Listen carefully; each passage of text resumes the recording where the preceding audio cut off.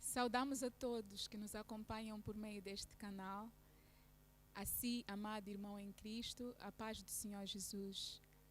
Vamos iniciar o nosso culto ao Senhor, lendo uma porção das Escrituras.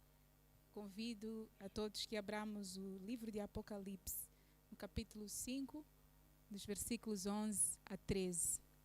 Vamos ler a palavra do Senhor.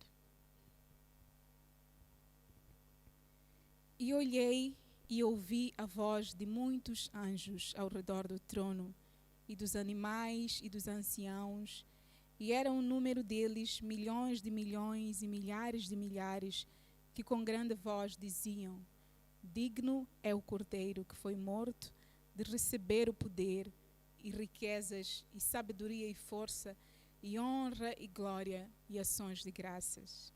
E ouvi toda a criatura que está no céu e na terra e debaixo da terra, e que está no mar e todas as coisas que neles há a dizer, ao que está assentado sobre o trono, e ao Cordeiro sejam dadas ações de graças e honra e glória e poder para todo sempre. Oremos. Amado Deus e Pai, louvamos e adoramos o Teu santo nome por tudo que és, Senhor, digno de receber todo o louvor, toda a reverência, porque és o Cordeiro que nos compra com o Teu sangue. Entregamos, Senhor, todo este tempo em Tuas mãos, para que, ó Deus, o Teu Espírito Santo tenha livre curso e toda a autoridade, Senhor. E que tudo quanto formos a fazer neste lugar, Pai, seja para a edificação de todos nós e glorificação do Teu santo e precioso nome. Assim oramos no nome de Jesus Cristo. Amém. Glória a Deus. Vamos louvar o Senhor. E porque este Cordeiro vitorioso nos compra com o seu sangue, nós temos valor. Temos valor porque o seu Espírito Santo habita em nós e se move através de nós. Glória ao nome do Senhor Jesus. Você tem valor.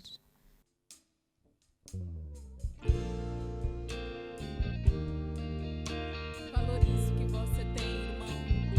A presença de Jesus, o Espírito Santo de Deus habitando em si. Você tem valor. Quero que valorize o que você tem. Você é um ser, você é alguém tão importante para Deus. Nada de ficar sofrendo angústia e dor neste seu complexo inferior, dizendo às vezes que não é ninguém. Eu venho falar do valor que você tem. Eu venho falar do valor que você tem. Quero que valorize. Quero que valorize o que você tem.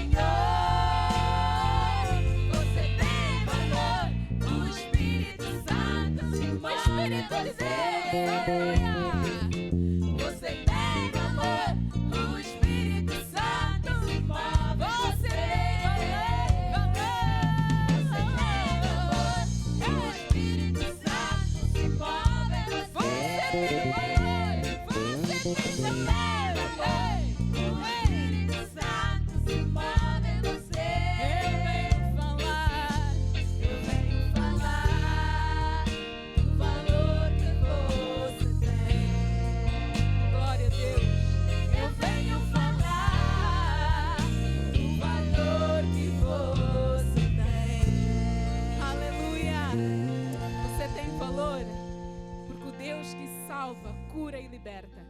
É o seu Deus. Aleluia.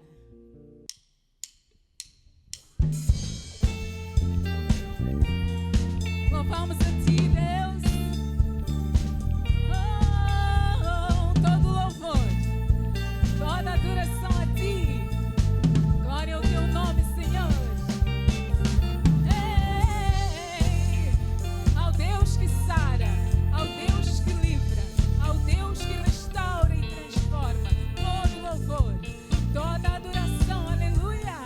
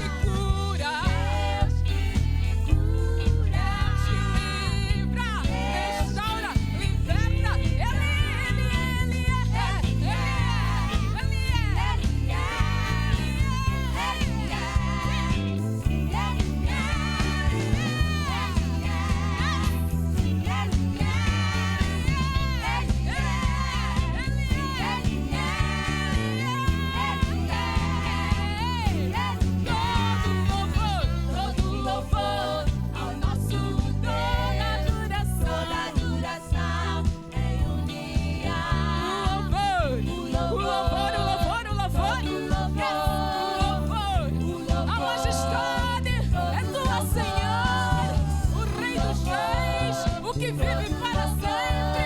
O louvor, o louvor, ao nosso Deus, ao nosso Deus. Aleluia, aleluia. Oh, exaltado entre as nações. Aleluia. Ao Rei dos Reis, todo louvor. Ao Deus eterno, todo louvor. Oh, glória ao teu nome, Senhor.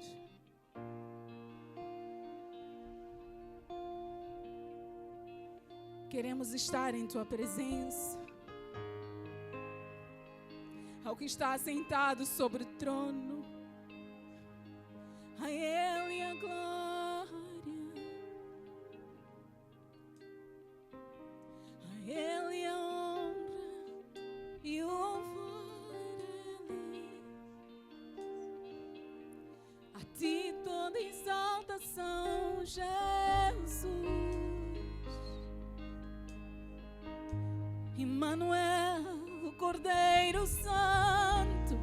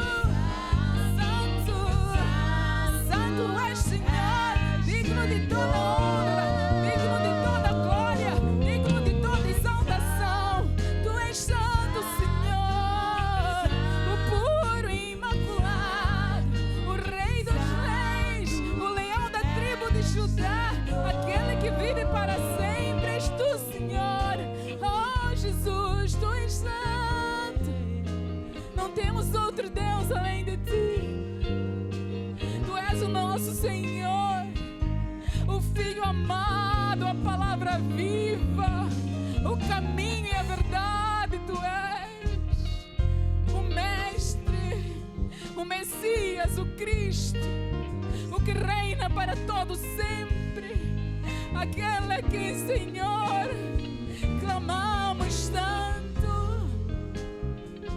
Oh Deus de toda glória, o vencedor, o sublime, o Rei dos reis, o assentado sobre o trono, não há outro igual a ti, Deus.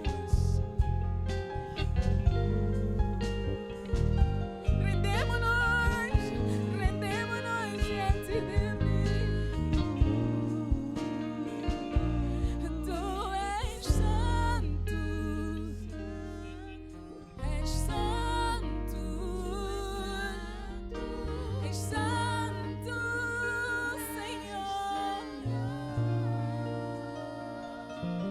Tu és santo,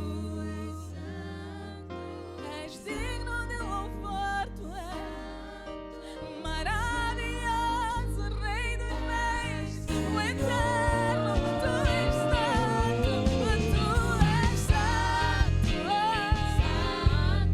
és santo, és santo, és santo, és Senhor. És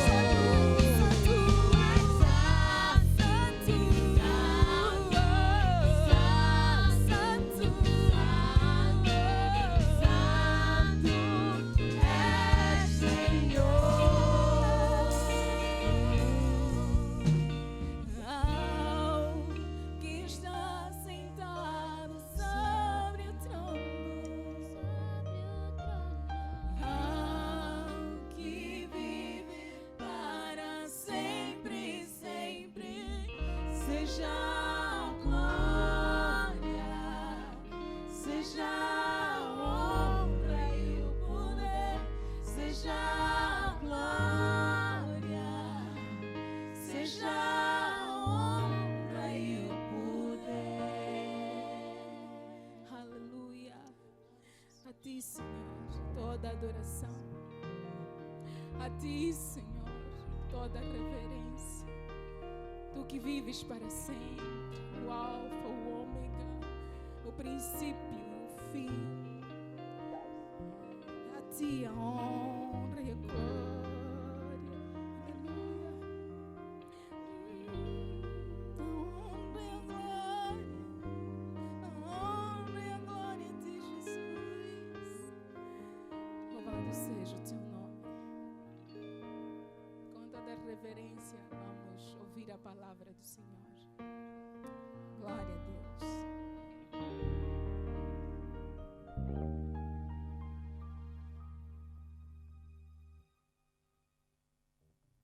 Graça e paz, amados, rádio ouvintes e muitos outros que estão aproveitando as plataformas para nos assistirem nesta manhã.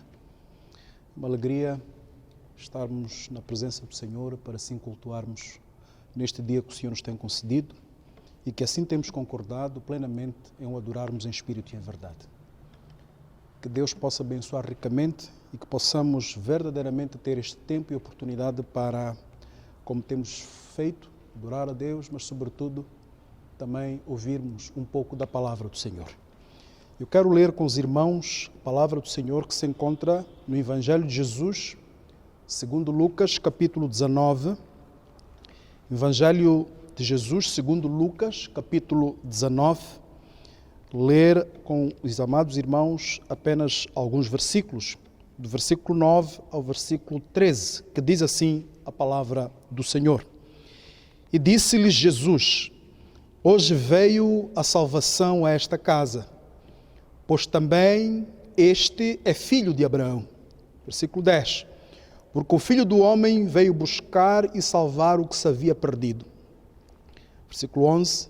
E ouvindo ele essas coisas, ele prosseguiu e contou uma parábola, porquanto estava perto de Jerusalém, e cuidavam que logo se havia de manifestar o reino de Deus. Versículo 12.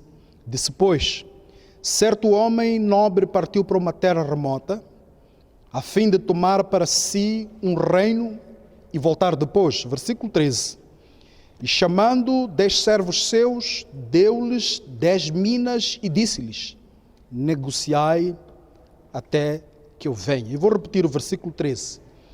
E chamando 10 servos seus, deu-lhes minas e disse-lhes: negociai até que eu venha. Oremos. Quero te agradecer, Deus, de toda honra e glória, por este privilégio, Senhor, de estarmos na tua presença, na dispensação do tempo da graça, em que com liberdade, mas com reverência, Senhor, nos aproximamos diante do teu trono. A nossa intenção nesta manhã não é outra senão te adorar em espírito e em verdade.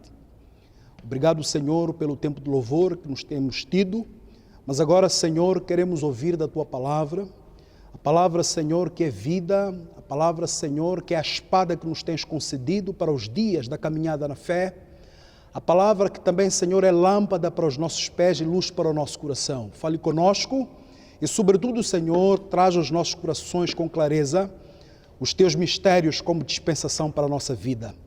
É a minha oração nesta hora e faço em nome de Jesus, hoje e sempre. Amém.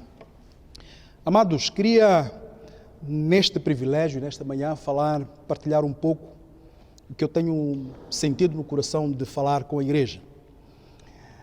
Eu tenho seguramente certeza que existem muitas percepções acerca da igreja. Há quem eventualmente também entende a igreja como uma denominação, há quem vê a igreja simplesmente na perspectiva litúrgica, puramente religiosa. Eu devo ir ao domingo, devo ir à terça-feira, devo ir à quarta ou qualquer outro dia que temos assim concordado.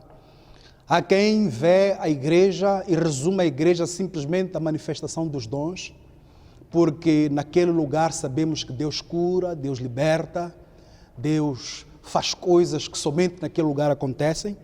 Há irmãos que eventualmente têm também a percepção de que a casa de Deus, ou a igreja, é também um lugar onde irmãos congregados ou de forma individual expressam os seus interesses individuais. Há outros que resumem a igreja também pelo fato de encontrarmos na igreja pessoas que têm testemunho, pessoas que são marcadas pelas bênçãos do Senhor. Também encontramos irmãos que eventualmente associam a igreja a uma classe de pessoas que têm responsabilidades ministeriais, ou mesmo a uma classe de pessoas que têm posições ministeriais. Há quem vê na igreja eventualmente e também define assim como um lugar conveniente, porque é preciso que eu vá, porque a igreja pode ser confundida às vezes como o cartão para eu ter acesso aos céus. Nós temos muitas formas de entender e ver a igreja, eventualmente. Mas eu tenho certeza, irmãos, que nenhuma destas que aqui mencionamos esgota a essência do que representa a igreja. E é justamente sobre a dimensão genuína da igreja cristã que eu queria falar com os irmãos. Então, queria falar sobre as marcas da igreja cristã genuína. Existem sinais, particularidades, características que, sem falar de todas, algumas que eu quero me concentrar nesta manhã, elas nos dão a entender precisamente o que é que significa a igreja, o que é a igreja. Aleluia. Nós estamos lendo e acabamos de ler este Evangelho de Jesus, retratado por Lucas. Paulo, no capítulo 4 de Colossenses, diz o médico amado, é ele que escreve este Evangelho. E quando escreve ele neste capítulo 19, quando estamos a ler a partir do versículo 1 até o versículo 10, há uma história muito interessante acerca de um homem. As marcas e as evidências desse homem eram um homem pecador. Um homem que não havia um testemunho digno sequer de se olhar para ele. Mas é este homem que Jesus decide ir para a casa dele. É neste homem que Jesus faz justamente este pronunciamento. Quando ele diz verdadeiramente no versículo 11, e disse-lhe Jesus: hoje veio a salvação a esta casa. E nós percebemos que por causa deste comentário, muitos outros foram surgidos, porque houve quem olhou e disse: como é que ele senta com um pecador? Mas aqui nós temos claramente a dimensão de Deus, quando Ele olha para a minha vida e para a tua vida. A minha vida e a tua vida, ela, na vontade de Deus para a salvação, ela não depende de quem sou, de quem tu és. Muito menos das coisas que tu fazes, muito menos das coisas que tens feito. A Bíblia diz que é pela graça. Jesus está na casa deste homem, marcando um tempo, uma oportunidade para a vida deste homem. E há aqui uma história maravilhosa que Jesus faz, porque diz que a salvação chegou a esta causa. A causa da salvação, ela vem dos céus, representa e combina a vontade de Deus, mas também com a vontade expressa e o desejo que está na vida de alguém que ouve Jesus, ouve a palavra e o aceita como seu Senhor e Salvador. A salvação chegou a esta casa. Quando começamos e vamos para o versículo 11 ao versículo 13, Jesus fala através de uma parábola acerca de servos. E se nós entendermos esta palavra, ela traz muitas coisas. São 10 que são escolhidos. Dentre estes, alguns frutificaram e apenas um, infelizmente, não frutificou. E há uma sentença que é determinada para aquele que não frutificou. O que é que isto tem a ver, irmão ou pastor, com as marcas de uma igreja cristã genuína? Tem muito a ver. Isto aponta para a primeira característica que eu vejo e quero compartilhar com os irmãos da igreja cristã genuína. A primeira característica é que a igreja é um plano e é um projeto de Deus. Mas é um plano e um projeto de Deus que funciona. Aleluia. Registra muito bem isso. A primeira característica que eu registro é que a igreja é um plano e um projeto de Deus. Mas um plano e um projeto de Deus que funciona. E nos dias de hoje continua a funcionar. Há quem às vezes, por causa da percepção que tem sobre a igreja, reduz a igreja àquele contexto, mas não. A igreja continua a ser e vai sempre ser um plano e um projeto de Deus que funciona e continua a funcionar. Jesus está a passar por Cesareia de Filipe, está registrado por Mateus no capítulo 16, diz assim a palavra do Senhor, no versículo 17. E Jesus respondendo disse-lhe: bem-aventurado és tu, Simão Barjonas, porque não te revelou a carne e o sangue, mas meu Pai que está nos céus. Há uma pergunta que Jesus coloca para os discípulos: quem dizem que eu sou? E começa a respostas alternativas, mas Jesus vira-se para os seus e diz: e vocês, quem dizem que eu sou?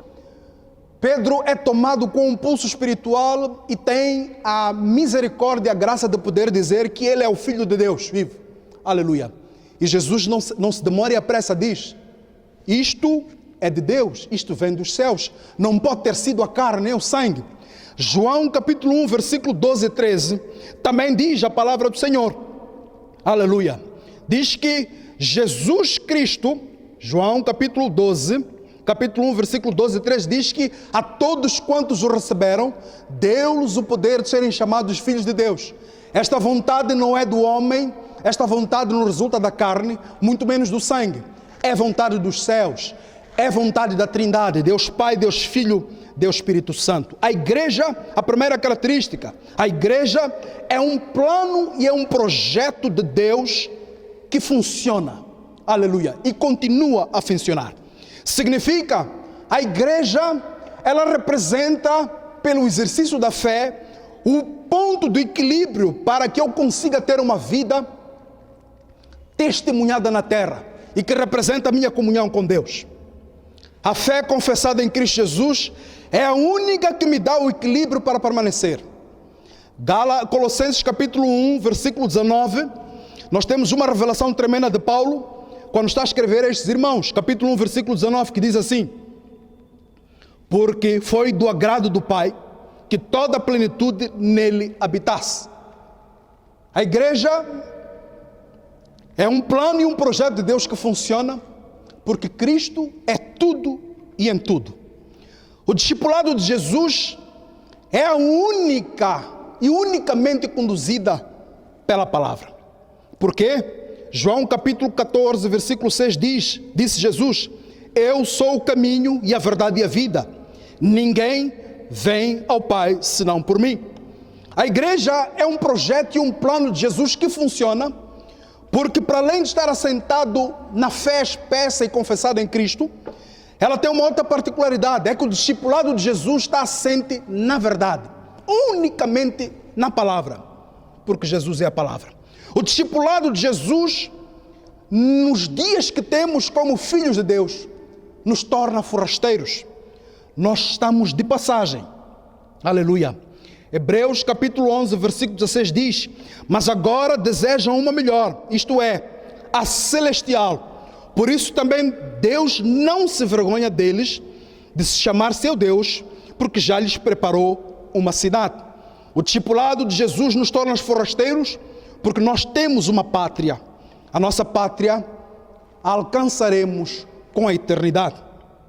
1 de Pedro capítulo 2, versículo 10 também diz assim: vós que em outros tempos não erais povo, mas agora sois povo de Deus, que não tinhas alcançado misericórdia, mas agora alcançastes misericórdia.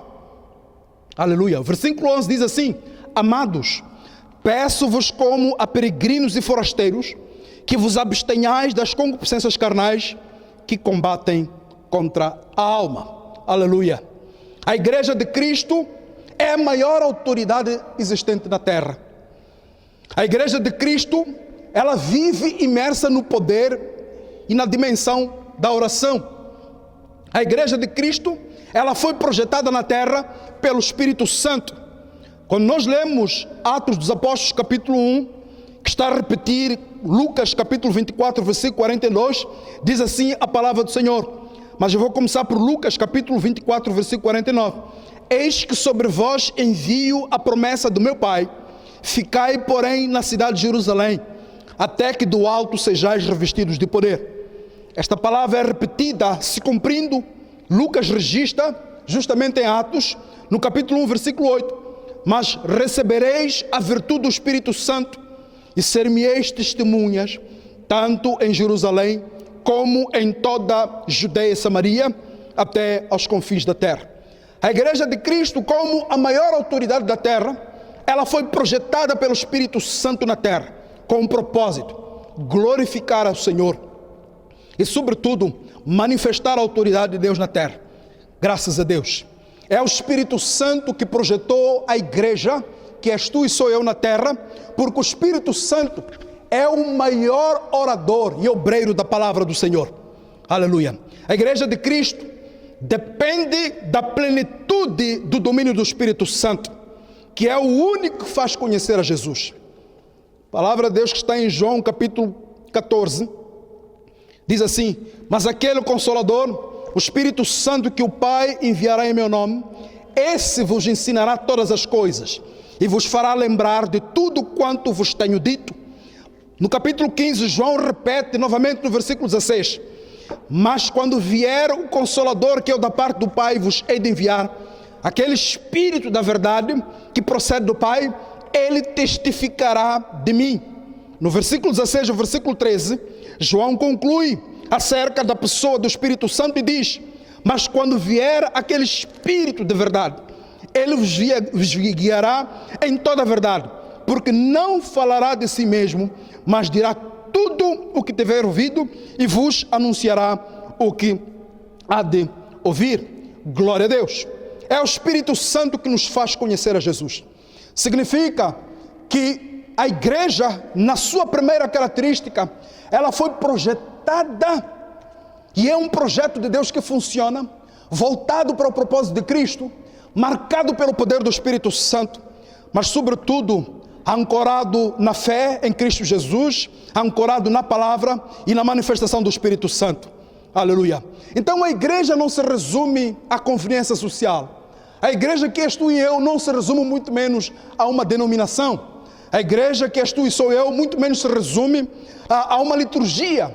É muito mais do que isso. A igreja do Senhor é um projeto gerado nos céus, projetado na terra pelo poder do Espírito Santo, para glorificar a Jesus, autor e consumador da nossa fé, mas sobretudo continuar a dispensação do anúncio da comissão da palavra, que é a responsabilidade que cada um de nós tem desde o dia em que aceitou a Jesus. Primeira característica: a igreja é um plano e um projeto de Deus que funciona e continuará a funcionar. É a primeira marca de uma igreja cristã genuína. A segunda característica que eu queria compartilhar com os irmãos é que a igreja de Cristo vive e deseja viver o senhorio de Jesus. É interessante que a salvação ativa na nossa vida, ela nos dá a dimensão de como não somos nada sem Deus. a dimensão da salvação ativa na nossa vida, ela nos dá a dimensão de que como dependemos unicamente de Deus. Isto é profundo porque quando Jesus disse, isto não vem da carne nem do sangue, João capítulo 1, versículo 12, mas vem de Deus na sua plenitude. Isto, de forma muito clara, faz-nos entender porque é que Jesus, quando disse, hoje chegou a salvação na casa deste homem, coisa dos céus. A igreja de Cristo vive e deseja viver o senhorio de Cristo. É a segunda marca de uma igreja cristã genuína. Esta igreja se tem consciência de que o senhorio de Jesus prevalece. Se eu e tu temos consciência de que só conseguiremos ser servos ou cristãos porque Jesus é nosso Senhor, a primeira coisa que eu tenho que tomar atenção é que eu tenho que ter consciência do pecado. A segunda coisa é que, para além de eu ter consciência do pecado, eu também tenho que entender que neste mundo em que eu me encontro, este é um mundo dominado e influenciado muito, terrivelmente, com as forças do adversário das nossas almas, Satanás. Todo o ardil e todas as ofertas de Satanás neste mundo, eles têm um propósito: levar-nos a sair da presença de Deus, numa palavra, a pecarmos. A igreja que vive e deseja o senhorio de Jesus tem consciência do pecado. Eu vou ser mais enfático. A igreja de Cristo que vive e deseja o senhorio de Jesus é uma igreja que elege o pecado como seu adversário. O que significa que despreza e tudo faz para abandonar o pecado. O pecado está identificado como o primeiro adversário. A igreja do senhorio de Jesus não relativiza a vida da santidade. Há irmãos que infelizmente só tomam Deus pelo valor da misericórdia, porque Deus amou o mundo de tal maneira que deu o seu Filho amado, para que todo aquele que nele crê não pereça, mas tenha vida eterna. Há irmãos que se concentram apenas nessa parte, mas se esquecem, por causa da falta da consciência do pecado, que para além do fato de Deus ser aquele que nos ama, e por misericórdia, no dia em que aceitamos Ele ter sido o Senhor da nossa vida, Ele é um Deus de justiça. Não há como ver Deus apenas na perspectiva da misericórdia e do amor, sem ver Deus na perspectiva também da justiça. Nós servimos a um Deus como Senhor e Salvador, que Ele é santo, mas Ele é justo, porque é santo. Aleluia. 2 de Pedro, capítulo 3, versículo 9, que diz assim a palavra do Senhor. 2 de Pedro, capítulo 3, versículo 9, diz assim: o Senhor não retarda a sua promessa, ainda que alguns a tenham por tardia, mas é longânimo para conosco, não querendo que alguns se percam, senão que todos venham a arrepender-se. O amor de Deus, a misericórdia de Deus. Mas Paulo, escrevendo aos Romanos, no capítulo 1, versículo 18, diz assim: porque do céu se manifestará a ira de Deus sobre toda a impiedade e injustiça dos homens, que detém a verdade em justiça. Romanos capítulo 5, versículo 9 e 10 diz: logo muito mais agora, tendo sido justificados pelo seu sangue, o amor de Deus, em Cristo Jesus, seremos por ele salvos da ira. Versículo 10: porque se nós, sendo inimigos, fomos reconciliados com Deus pela morte do seu Filho, muito mais, tendo sido já reconciliados, seremos salvos pela sua vida. Aleluia. A igreja de Cristo que assume o senhorio de Jesus, ou que deseja o senhorio de Jesus, que és tu e sou eu, não relativiza a vida de santidade, porque sabe que Deus é santo e Ele é justo. Aleluia. A igreja que assume o senhorio de Jesus entende e aceita que é propriedade de Deus. Aleluia. Eu não te posso convidar para dizer para o seu irmão aí ao lado, mas diga contigo mesmo: eu pertenço a Deus, eu pertenço a Jesus, eu sou propriedade do Espírito Santo. Aleluia. A igreja que aceita e vive, ou deseja viver o senhorio de Jesus, entende e aceita que é propriedade peculiar de Deus. Eu disse propriedade peculiar de Deus. Quando falamos de propriedade peculiar, estamos a falar de chamada. E a chamada de Deus na tua vida, pela fé confessa em Cristo Jesus, ela determina a manifestação da glória de Deus nos teus dias e nos meus dias. Gálatas capítulo 5, versículo 24. E os que são de Cristo crucificaram a carne com as suas paixões e concupiscências. Senhorio de Jesus. 2 Coríntios capítulo 3, versículo 18. Mas todos nós, com o rosto descoberto, refletindo como um espelho a glória do Senhor, somos transformados de glória em glória na mesma imagem, como pelo Espírito do Senhor. O senhorio de Jesus que nós manifestamos quando aceitamos que somos propriedade de Deus, primeiro, nos faz abandonar e fugir do pecado. Segundo, à medida que nos esforçamos em relacionarmos com esta autoridade da qual Cristo é o Senhor, nós crescemos na comunhão com Ele. Ou seja, vivemos a salvação por santificação, que é o tempo da vida com o Senhor, Ele se manifestando na minha e na tua vida. Aleluia. Propriedade peculiar de Deus também expressa que a razão da minha alegria nos meus dias é unicamente Jesus. A razão e o motivo da minha fé, ela começou com Jesus, mas tem como objeto a cruz. Colossenses capítulo 3, versículo 1. Portanto, se já ressuscitaste com Cristo, buscai as coisas que são de cima, onde Cristo está assentado à destra de Deus. Aleluia. Marcas de uma igreja cristã genuína. Aquela que aceita o senhorio de Jesus, busca o senhorio de Jesus, reconhece no senhorio de Jesus que somos propriedade peculiar de Deus. Quando nós lemos Gálatas capítulo 6, versículo 14, diz assim a palavra do Senhor: mas longe esteja de mim gloriar-me, a não ser na cruz de nosso Senhor Jesus Cristo, pela qual o mundo está crucificado para mim e eu para o mundo. É Paulo. Aleluia. O objeto da nossa fé, como uma igreja que vive o senhorio de Jesus, para além da fé em Cristo Jesus, é a cruz. Aleluia. O caráter peculiar de sermos propriedade de Deus faz-nos entender também que fomos projetados para a santidade.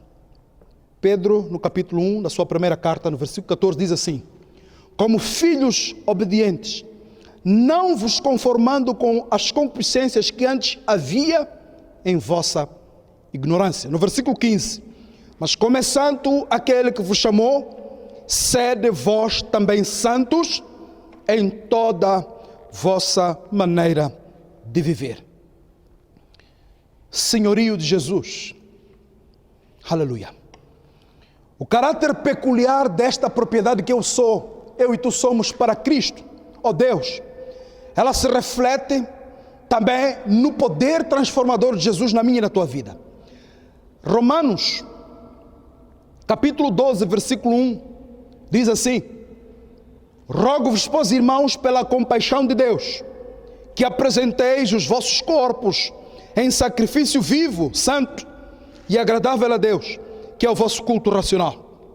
No versículo 2, e diz: e não sedes conformados com este mundo, mas sedes transformados pela renovação do vosso entendimento, para que experimenteis qual seja a boa, agradável e perfeita vontade. O senhorio de Jesus na minha vida e na tua vida, como uma igreja que sabe que é propriedade de Deus, ela reflete o poder transformador de Jesus, que não só se limita à tua pessoa, mas ela impacta em cada circunstância e lugar em que tu estiveres.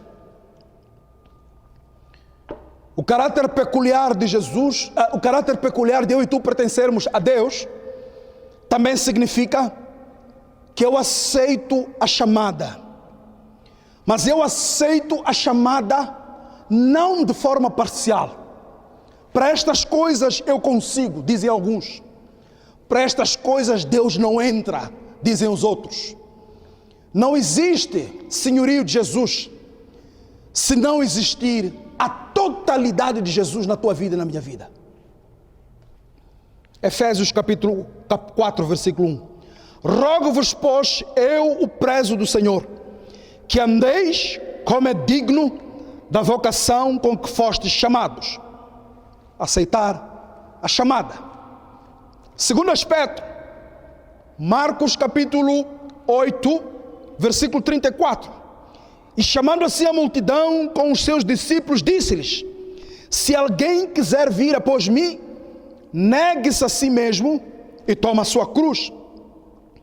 Versículo 35.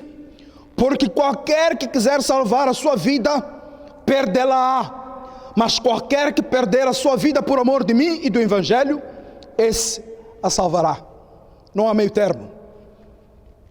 O senhorio de Jesus na minha vida e na tua vida, e eu e tu como igreja, representa aceitar a chamada e viver a totalidade do cristianismo na minha vida e na tua vida. Não existe em partes. Aleluia. O último elemento legado ao senhorio de Jesus é que a igreja que vive o senhorio de Jesus e deseja viver o senhorio de Jesus, ela esforça-se em ser fiel.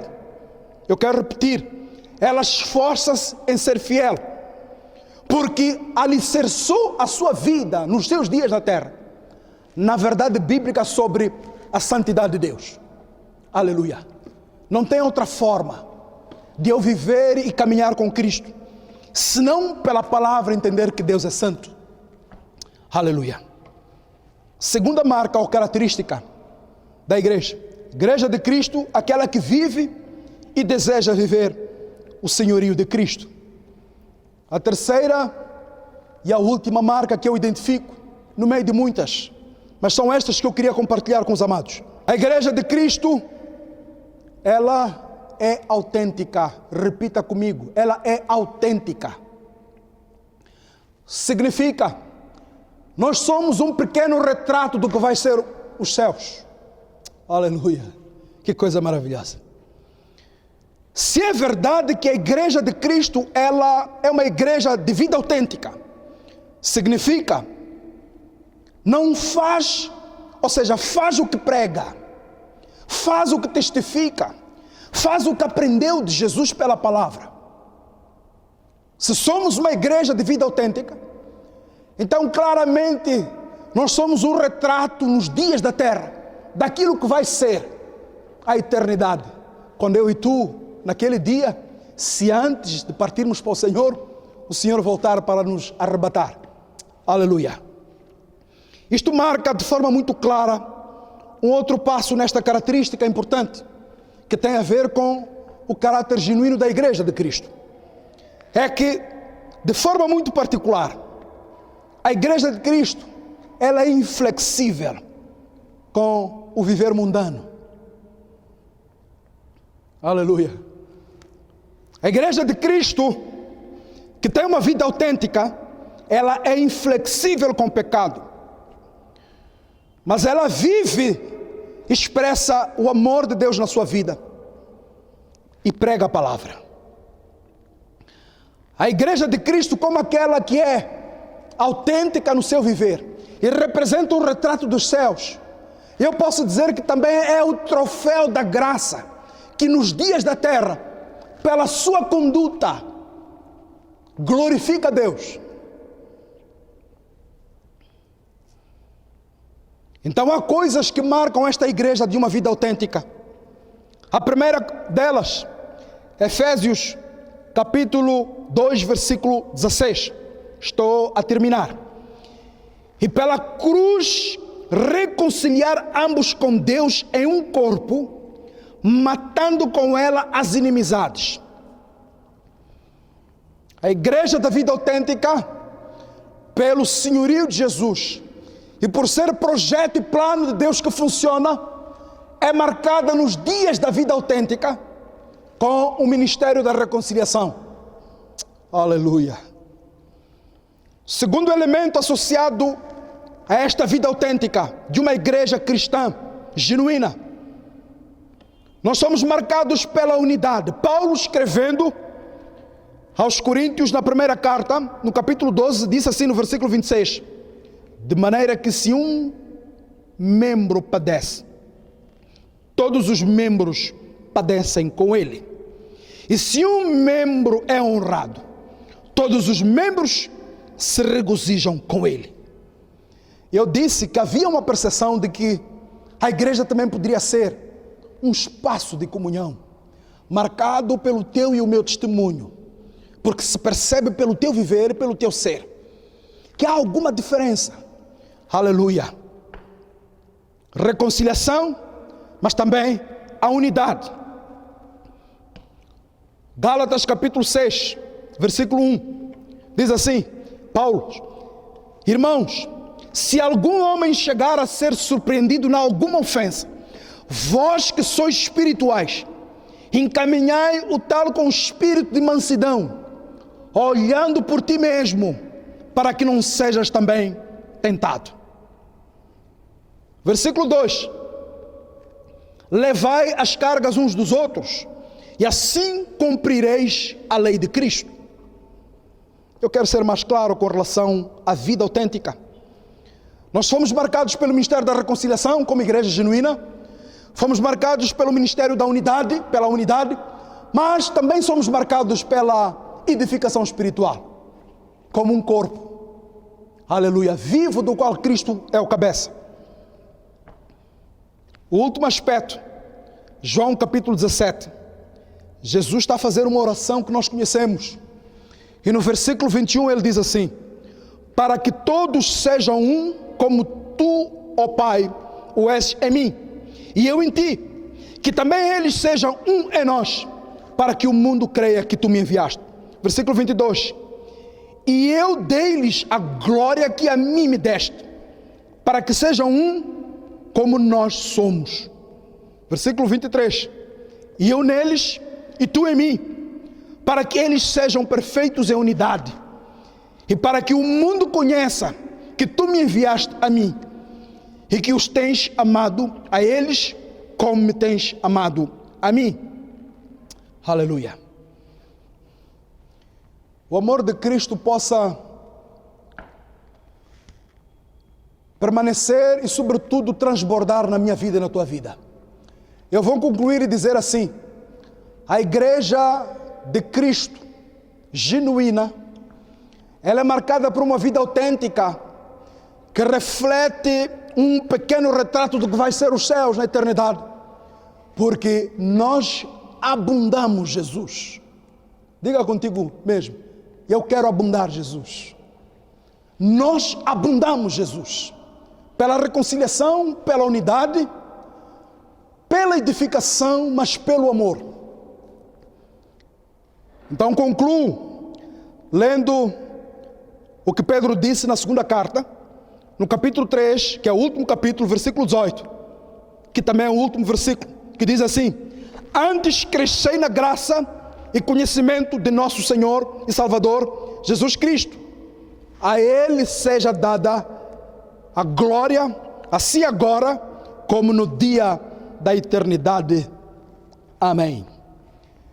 Amados, 3 características que eu queria compartilhar convosco. A primeira, marcas de uma igreja cristã genuína. A primeira, somos projeto e plano de Deus que funciona. A segunda, vivemos e desejamos viver o senhorio de Jesus. A terceira, nós temos uma vida autêntica. Significa, somos um retrato nos dias da terra que representa o que pode ser, um pequeno retrato do que pode ser a eternidade. Então há um desafio. O desafio é orarmos para que o Senhor possa renovar o nosso compromisso de fé. O Senhor possa renovar e fortalecer e avivar a nossa identidade. Porque a cédula da condenação, ela foi cravada na cruz. Mas naquele dia nós recebemos um novo bilhete de identidade. fomos chamados para refletir Jesus, somos chamados para reluzir Jesus e somos a esperança nos dias que correm. O teu vizinho pode faltar uma palavra numa circunstância difícil porque está a passar. O teu familiar pode não ter uma solução específica para um problema que habitualmente trata na forma mundana. Talvez no teu local de trabalho, não digo a escola porque estamos em interrupção agora, talvez o teu colega precisa de ouvir algo que lhe faça acordar e dizer: é possível. Eu e tu somos a autoridade de Deus na terra, com legitimidade para dizer. Então faz sentido orarmos pela renovação da identidade. Faz sentido orarmos para que nós possamos viver uma verdadeira teologia bíblica da igreja, que ela não está alicerçada em lugares nem posições, mas está alicerçada na reconciliação, no amor e no poder da palavra que liberta. Cristo ressurreto na minha vida e na tua vida. Faz sentido também chamarmos para a nossa oração, que nós somos a esperança. Este país, ele pode viver tempos melhores porque existe uma igreja levantada, que és tu e sou eu. Somos o modelo. Curva a tua cabeça. O teu nome seja exaltado e glorificado, Deus de toda honra e glória, porque a tua palavra, ela cumpre os teus propósitos. E eu sei, Senhor, que a salvação consumada na minha vida e na vida dos teus, ela vem de um plano que resulta dos céus e da Trindade. Por isso, todos os dias nós somos gratos pela salvação, pela misericórdia. Todos os dias somos gratos porque o teu Espírito Santo, ele nos desperta para uma vida pia. E naquilo que não conseguimos, Senhor, nós pudermos nos arrepender, confessar e abandonar, tendo consciência que é melhor a tua presença, tendo consciência que o teu senhorio representa a plenitude e abundância do teu amor para conosco. Por isso, nesta manhã, Senhor, gratos por esta oportunidade que nos tens concedido, apresento humildemente, glorioso Deus, a tua igreja, aquela sobre a qual as portas do inferno não prevalecem, aquela que foi gerada na dimensão espiritual unicamente, mas que ela emerge como a luz da terra para proclamar o Evangelho. Ela possa nos nossos dias, a partir do meu testemunho, mas também a partir do testemunho do meu irmão, continuar a ser aquela tocha viva, que é uma esperança para dias melhores de uma vida equilibrada, porque há esperança e alegria para aqueles que descansam em Ti. Pai eterno, também, Senhor, aqueles que forem ouvindo mais tarde na ministração, que Tu possas tocar e convencer, para que não olhando para a denominação, mas Cristo unicamente, aquele que Paulo diz, simplesmente eu prego Cristo e Cristo crucificado, ele seja confesso e sobretudo aceito como Senhor e Salvador, porque um dia foi assim comigo, um dia foi assim com cada um dos irmãos, e um dia pode ser pela oportunidade na vida daquele que nos assiste e que nos ouve nesta hora. Por isso, mais uma vez eu te agradeço e peço, Senhor, que dignamente esta palavra ela possa frutificar e a nós fazer e trazer dignos de arrependimento, para que possamos, em avivamento num tempo novo, sermos marcados como aquela igreja que faz a diferença. Oro e agradeço. E mais uma vez, Senhor, em tudo sejas Tu glorificado, exaltado, porque a honra e glória é para Ti unicamente. Hoje e sempre nós oramos no Teu bendito e glorioso nome, Jesus. A paz do Senhor Jesus.